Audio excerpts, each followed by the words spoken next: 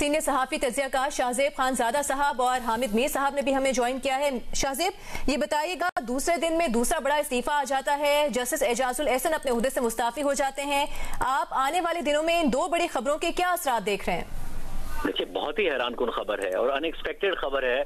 ज़ाहिर क़य्यूम सिद्दीकी साहब हों, ये वो कोर्ट रिपोर्टर्स हैं जो बड़ी करीब से चीजें देखते हैं। मेरा नहीं ख्याल कि वो भी ये एक्सपेक्ट कर रहे थे। जस्टिस मज़ाहिर नकवी पर के दबाव पर जरूर बात आ रही थी कि उनके खिलाफ रेफरेंस है, पर जस्टिस एजाजुल एहसन जिनका परसों इख्तिलाफी नोट सामने आया था कि जस्टिस मज़ाहिर नकवी के ऊपर जो इल्जामात हैं वो उनमें वजन नहीं है और सुप्रीम जुडिशल काउंसिल को आगे नहीं बढ़ना चाहिए, कल वो रिजाइन करते हैं मज़ाहिर नकवी साहब, और आज जस्टिस एजाजुल एहसन जिन्हें अभी कुछ अरसे बाद चीफ जस्टिस बनना है, तकरीबन 10 माह बाद उन्हें पाकिस्तान का चीफ जस्टिस बनना था, और ज़ाहिर बहुत सारी बातें की जा रही थी कि जब वो चीफ जस्टिस बनेंगे तो क्या केमिस्ट्री होगी, किस तरीके से, और ज़ाहिर बहुत ज्यादा एक हमदर्द जज ख्याल किए जाते हैं पाकिस्तान तहरीक इंसाफ के लिए। इसके अलावा हमने देखा मॉनिटरिंग जज थे नवाज शरीफ के खिलाफ, बहुत करीब थे जस्टिस साकिब निसार के, फिर उसके बाद बहुत करीब थे जस्टिस उमर अता बंदियाल के। जो हम ख्याल बेंच का कॉन्सेप्ट था वो जस्टिस मुनीब अख्तर, जस्टिस एजाजुल एहसन और जस्टिस उमर अता बंदियाल जी के 3 रुकनी बेंच का था, जिन्होंने मुतादिद कंट्रोवर्शियल फैसले दिए, ऐसे कंट्रोवर्शियल फैसले दिए जो कोर्ट नहीं हो सकते हैं, अदालत को तकसीम दर तकसीम कर दिया।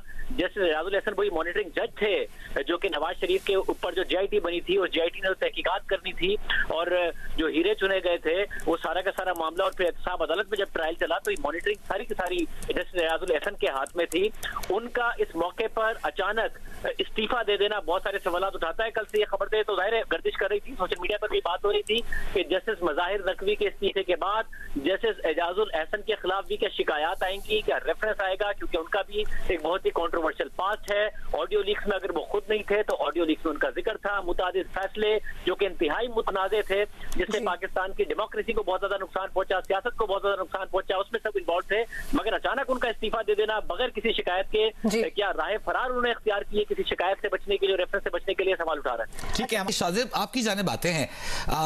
साबिक चीफ जस्टिस उमर अता बंदियाल ने जिन 2 जजेस के ऊपर एतमाद का इजहार किया, बार बार किया, जस्टिस मज़ाहिर अकबर नकवी जिन्हें बेंच में बिठाकर खामोश पैगाम दिया गया, और जस्टिस एजाजुल एहसन जिन्हें हर बेंच में लाजिम हिस्सा बनाया जाता था, तकरीबन 99% बेंचेस में वो हिस्सा होते थे। 2 बड़े जो वो साथी थे वो चले गए इस वक्त इस्तीफा देकर, और हामिद मीर साहब कह रहे हैं कि इनके खिलाफ भी एक रेफरेंस आया चाहता था जिसकी बुनियाद पर ये फैसला लिया गया है। कैसे देख रहे हैं आप? जाहिर है ऐसा तो हो नहीं सकता कि जैसे एजाजुल एहसन साहब को अपने लिए कोई खतरा ना महसूस हो रहा हो और वो उसके बावजूद रिजाइन कर जाएं। खतरा तो उन्हें महसूस हो रहा होगा, मगर सवाल यह है कि इंसान रिजाइन उस वक्त करेगा जब खतरा जेन्युइन होगा और उसे पता होगा कि उसके खिलाफ सबूत इस नोयत के हैं कि वो इस चीज का सामना नहीं कर पाएगा। वरना रेफरेंस तो जैसे काजी फैसल साहब के खिलाफ भी आया था, और उस रेफरेंस के बाद पूरा सोशल मीडिया फिर साथ में का नैरेटिव, उसके वुज़रा, फिर एस्टैब्लिशमेंट, जनरल फैज हमीद, दीगर जमातें सब पड़ गए थे जनरल फैज हमीद के कहने पर जस्टिस काजी फैसल के खिलाफ FBR इस्तेमाल हो रहा था, शहजाद अकबर का एसेट रिकवरी यूनिट इस्तेमाल हो रहा था, मगर उन्होंने सामना किया, उनकी अहलिया ने सामना किया। अभी एक अजीब बात है कि आपने 10 महीने बाद चीफ जस्टिस बनना है इस मुल्क का और आप राय फरार इख्तियार कर रहे हैं। अगर आपको ये लग रहा था कि आपके खिलाफ कुछ होने वाला है तो आप सामना करते हैं जिस तरीके से जस्टिस काजी फैसल ने किया था। आपको इंटरप्ट कर रहे हैं, लेकिन एक चीज हम जानना चाहेंगे। आज एक नया प्रेसिडेंट सेट हुआ। पहले ये होता था कि जब सुप्रीम जुडिशल काउंसिल की कार्रवाई आती थी, ऐसे में जज अगर इस्तीफा दे जाए तो केस क्लोज हो जाता था, लेकिन आज सुप्रीम जुडिशल काउंसिल ने परसू करने का फैसला किया जस्टिस मज़ाहिर अकबर नकवी के से मुतालिक इल्जामात को।